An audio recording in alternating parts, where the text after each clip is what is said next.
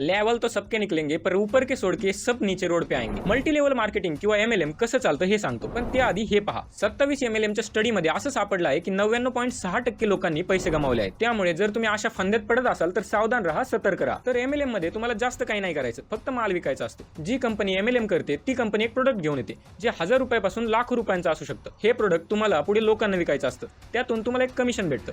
हे इथपर्यंत सगळं ठीक आहे। आता जशी जशी ही चेन वाढत जाते ना तसं तसं खालच्या लोकांचा प्रॉफिट कमी होत जातो आणि जे एकदम खाली आहेत त्यांना पैसे भेटणं तर सोडाच, तर त्यांचा लॉस होत असतो। कारण एक असं प्रोडक्ट त्यांनी विकत घेतलेलं असतं ज्याचा त्यांना काहीच फायदा नाही। समजा मी एका MLM कंपनीमध्ये आहे, त्या कंपनीचे प्रोडक्ट ब्युटी प्रोडक्ट्स रिलेटेड आहे, तर मला त्या प्रोडक्टचा काही उपयोगच होणार नाही। त्यामुळे मला जर पुढे ते कोणाला विकता नाही आलं तर ते प्रोडक्ट माझ्या अंगावरती पडतील आणि अशाच प्रकारे खालची जी चेन असते त्यांचे सगळ्यांचे हाल असेच होतात। आणि तरी सुद्धा यामध्ये हजारो लोक पडत असतात। 1 मिनिटात हा मुद्दा सांगणं खूप अवघड आहे, पण तरी सुद्धा जर तुम्हाला डिटेल व्हिडिओ पाहिजे असेल तर कमेंटमध्ये सांगा।